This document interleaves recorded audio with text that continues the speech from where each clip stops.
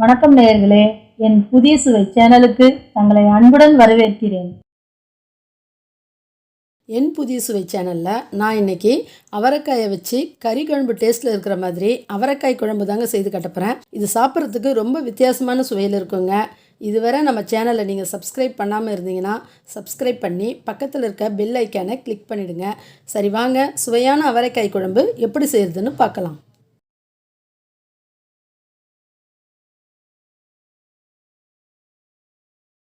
பாத்திரம் சூடானதும் ஒரு 5 ஸ்பூனுக்கு எண்ணெயை ஊற்றிக்கோங்க.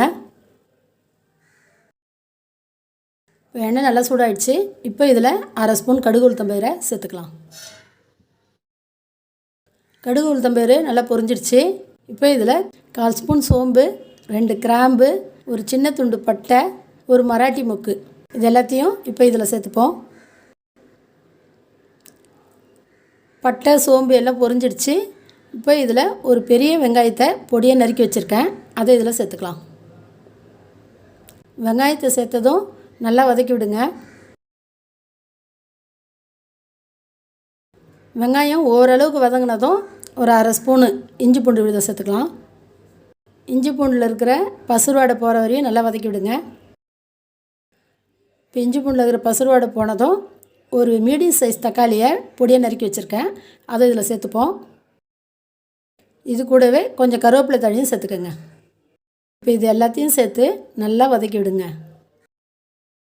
பாருங்கள், தக்காளி வெங்காயம் எல்லாம் நல்லா இந்த அளவுக்கு வதங்கிடுச்சு. நான் 1/4 கிலோ அவரைக்காயை இந்த மாதிரி பொடியாக நறுக்கி வச்சுருக்கேன், அதை இப்போ இதில் சேர்த்துக்கலாம். அவரைக்காயை சேர்த்ததும் ஒரு முறை வதக்கி விட்டுக்கோங்க.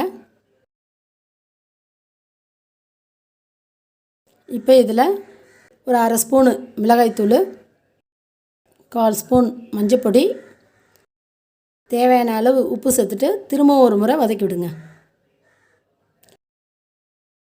அவரைக்காயை வதக்கி விட்டதுக்கப்புறம் அவரைக்காய் வேகிறதுக்கு தேவையான அளவுக்கு தண்ணி ஊற்றிப்போம். இப்போ இதை ஒரு 10 நிமிஷத்துக்கு மூடி போட்டு வேக விடலாம். ஹை ஃப்ளேம்லேயே இருக்கட்டும் ஸ்டவ்வு. இப்போ 10 நிமிஷம் ஆகிடுச்சு. அவரைக்காய் எப்படி வெந்திருக்குன்னு திறந்து பார்க்கலாம். பாருங்கள், அவரைக்காய் நல்லாவே வெந்திருக்குது. ஏன்னா நம்ம பொடியாக தான் நறுக்கி போட்டதில் ஒரு 10 நிமிஷத்தில் இப்படி வெந்துடுச்சு.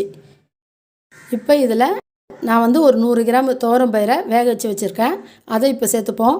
துவரம்பயிரை கடையக்கூடாதுங்க, அப்படியே வேக வச்சு நல்லா சிலுக்க வேக வச்சு பருப்பை அப்படியே சேர்த்துக்கோங்க. இப்போ இதுலேயே ஒரு 1/4 ஸ்பூனுக்கும் கொஞ்சம் குறைவாக கரம் மசாலா தூளை சேர்த்துப்போம். ஏன்னா முதல்ல நம்ம பட்டை அந்த மராட்டி பூக்கெல்லாம் போட்டிருக்கோம் இல்லைங்களா, அதனால் கொஞ்சம் குறைவாக இருந்தால் போதும் கரம் மசாலா தூள். இப்போ திரும்பவும் இது ஒரு 5 நிமிஷத்துக்கு மூடி போட்டு வேக விடலாம். 5 நிமிஷம் ஆகிடுச்சு. திறந்து பார்ப்போம். நல்லா கமகமன்னு வாசனை வருதுங்க. அவரைக்காய் கறி குழம்பு மாதிரி இருக்குது. இப்போ இதில் கொஞ்சமாக கொத்தமல்லி தழையை தூவி விட்டுப்போம்.